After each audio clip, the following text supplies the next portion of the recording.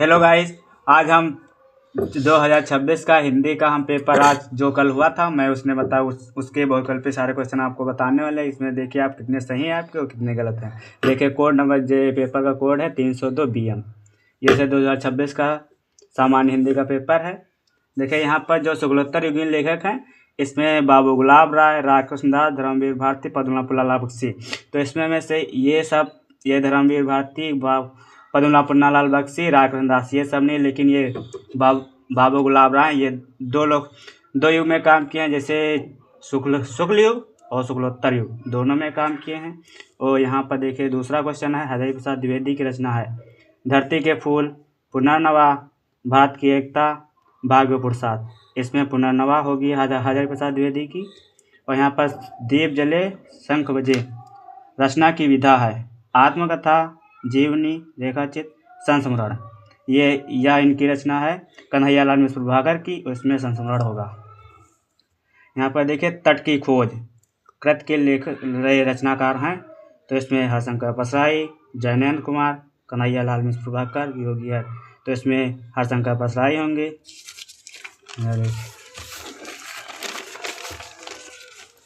आधुनिक हिंदी एकांकी का जनक माना जाता है सेठ गोविंद दास को, लक्ष्मी नारायण मिश्र को, डॉक्टर राम वर्मा को, उदय शंकर भट्ट। तो इसमें आधुनिक हिंदी के जनक होंगे डॉक्टर राम वर्मा।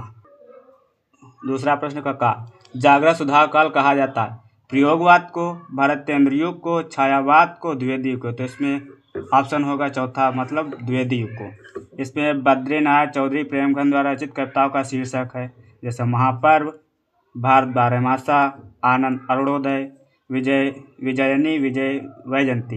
तो इसमें ऑप्शन होगा ये आनंद अरुणोदय। यहाँ पर दीपशिखा काव्य कृति है यह किसकी, जैसे सुमित्रानंदन पंत, महादेवी वर्मा, डॉक्टर नगेंद्र, भगवती चरणमा। तो इसमें दीपशिखा है महादेवी वर्मा की।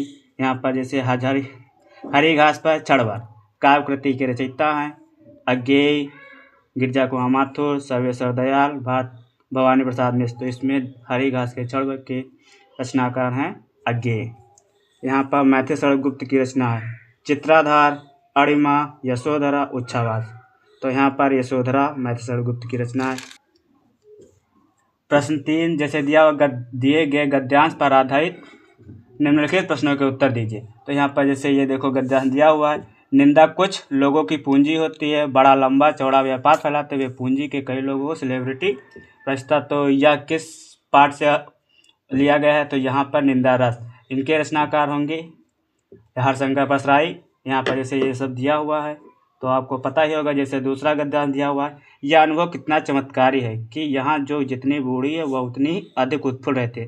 तो यह जैसे दिया हुआ तो यह किस है, तो यह इसने लिखा है, यह है रावण नरसिंह होप से। इसके रचनाकार हैं कन्हैयालाल मिश्र प्रभाकर।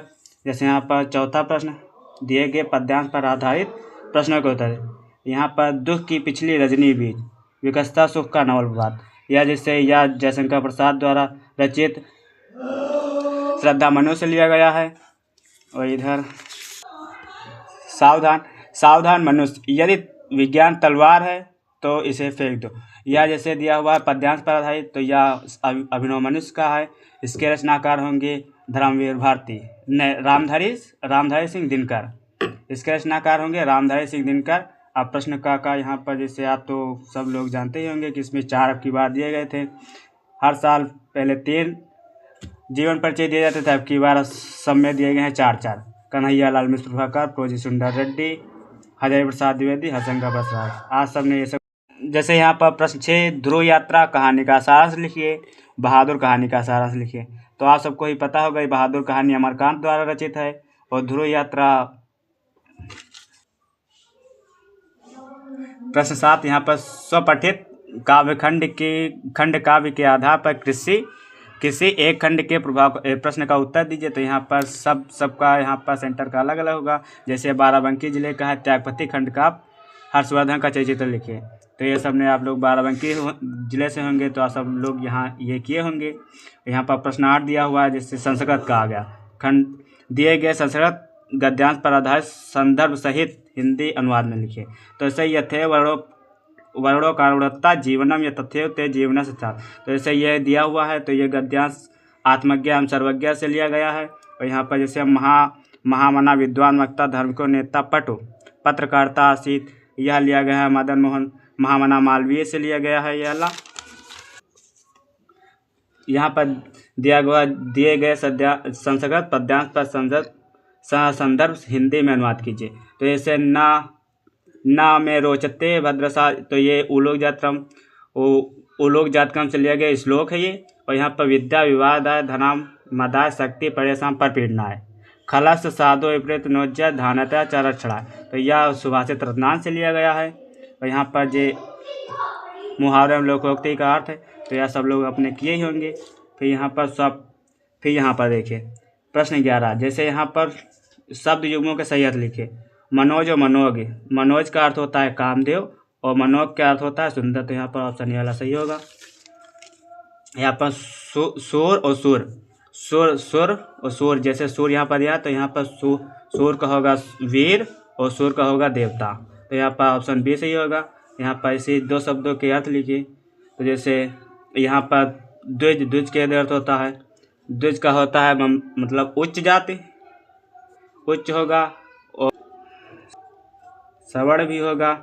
और यहाँ पर शिखा का अर्थ जैसे यहाँ पर लिख सकते हैं दीप या चोटी। और यहाँ जैसे यहाँ पर विधि का होगा कानून या तरीका या ब्रह्मा लिख सकते हैं आप। मित्र का कृष्ण यह हो सकता है, मित्र या दोस्त कुछ भी ले सकते हैं।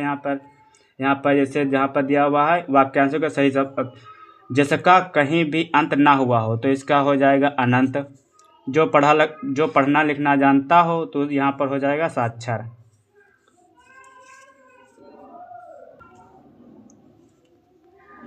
मुझे पता है कि आप सब लोग अच्छा करके आए होंगे। मुझे आशा होगी कि आपका पेपर अच्छा गया होगा।